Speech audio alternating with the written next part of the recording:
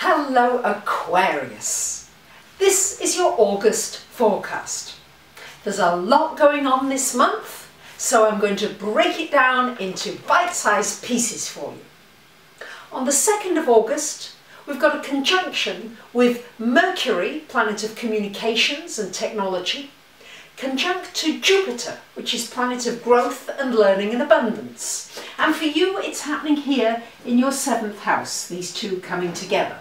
So this is a really good time for thinking about what you'd really love in your relationships. What do you really desire? What do you really want? Let your mind run free. But at the same time, be careful that you're not blurting out something that you might later regret having said, because there's a tendency when Mercury and Jupiter come together is just to say everything as it is.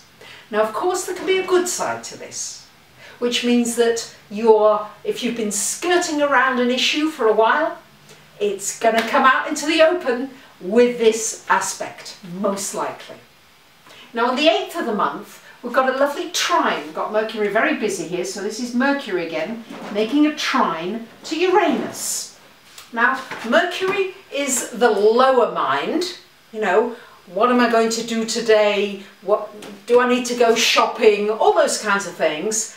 And Uranus is the higher mind, the divine mind, which is not always easy to access because most of the time we're living in that busyness. So when these two come together in a harmonious aspect, you've got an opportunity to solve problems outside of the box in inspirational ways.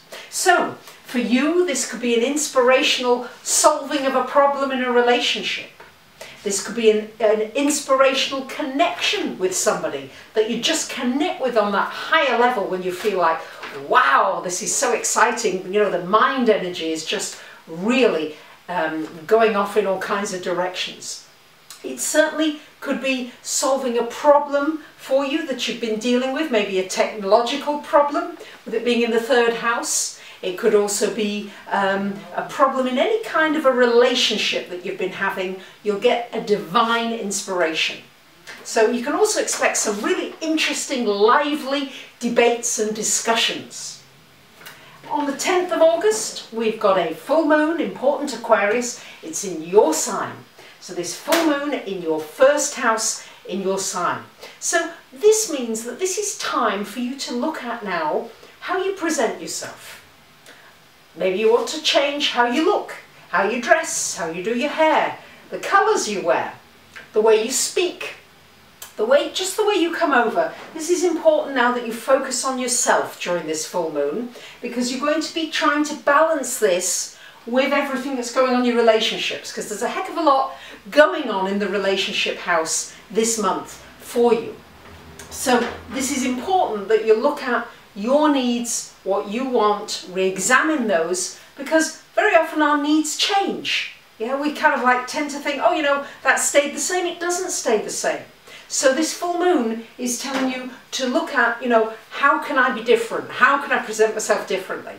And I know one of the ways I really can insult an Aquarian is to tell them, oh no, you look just like my friend Mark. You know, and that's really insulting for an Aquarian because you like to be different and unique. So are you bringing out that uniqueness, that quirkiness that Aquarians have? That's what this full moon in your sign is asking from you. Now, on the 13th of August, sorry, Venus should have been there.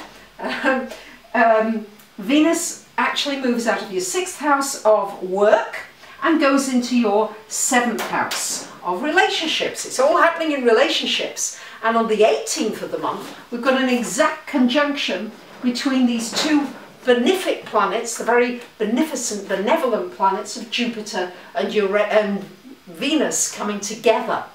So this could bring a proposal of marriage. It could bring a new relationship into your life, a love relationship. It can bring a mentor. It can bring a business relationship. It can bring more peace and harmony into your relationships. What's important is that sometimes when Jupiter and Venus come together, there can be a little bit of complacency. Make sure you're not being complacent, taking something for granted, not appreciating somebody enough in your life. Maybe it's time to do just something special for somebody that you know you've maybe been neglecting in some way.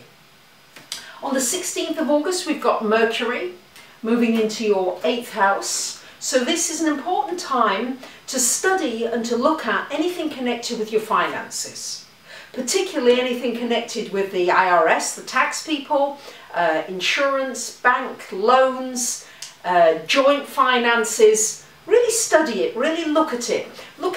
Try to see if there are any other solutions to your situation that you need to come up with. And also very good with Mercury there, is there any research you need to do to really examine your finances and maybe change a few things around so you can be more effective with your finances. On the 24th of August, we've got the Sun coming into this 8th house as well. And on the 25th of August, we've got a new moon in Virgo, also coming into this 8th house. So this is a lot of activity here. This is new beginnings as far as anything connected with finances is concerned. You're going to get an opportunity for a clean sweep here. So maybe it's some endings and completions, but the opportunity to plant some new seeds. Maybe you're going to get some crowdfunding, go for some Kickstarter funds, some kind of a new business that you're going to be starting. That's certainly possible under these aspects. But make sure with Mercury there, especially in Virgo, that you've done a lot of due diligence, that you've done your research before you take some serious action. Now, the more challenging aspect of this month is this Saturn conjunct Mars happening in your 10th house. Mars is very much about energy. Let's get going, let's do something. It's impatient. And Saturn is quite the opposite. Saturn is patient. It wants you to slow down. It doesn't want you to be impulsive. It wants to make sure that you've really thought through your ideas carefully. So, how might this feel? This might well feel as though you're kind of blocked in your energy in some way, only if you're scattering yourself and spreading yourself too thin. Excuse me. Now, what Saturn is good for is it's really good at making you productive. So, if you focus on one thing, one really important thing, you structure your time and your energy, you develop a strategy, then you can be so productive and really feel as though you're achieving something. But if, as I said, don't try to do too much, otherwise you'll find that your energy is completely drained and you'll feel as though you're just not accomplishing anything. So that's the best way of using that aspect, and it's particularly connected with your work, Aquarius. So try not to be impatient. There's an impatience going on in the work area at the moment. Try to make sure you've put in the hard work, you're structured, and you're focused. If you can focus your energy, you can achieve a huge amount as far as your career and your success is concerned. So really what we're doing this month is, especially the last couple of weeks, we're trying to balance out the more challenging aspects of this Saturn-Mars energy, being very sensible, working very hard, and the more playful aspects of this Venus-Jupiter energy, which is certainly going to bring you some upliftment in your relationships, but generally focus on enjoying and having some fun, as well as the serious side of life. So it's a bit of each. And Aquarius, many of you have got this very funny sense of humour. Try to tune in with that sense of humour and bring that humour into your relationships, because that too will bring this sense of positivity and hope and good things coming. So there you have it. I wish you a great month. Thank you very much for subscribing, commenting, sharing. Bye for now.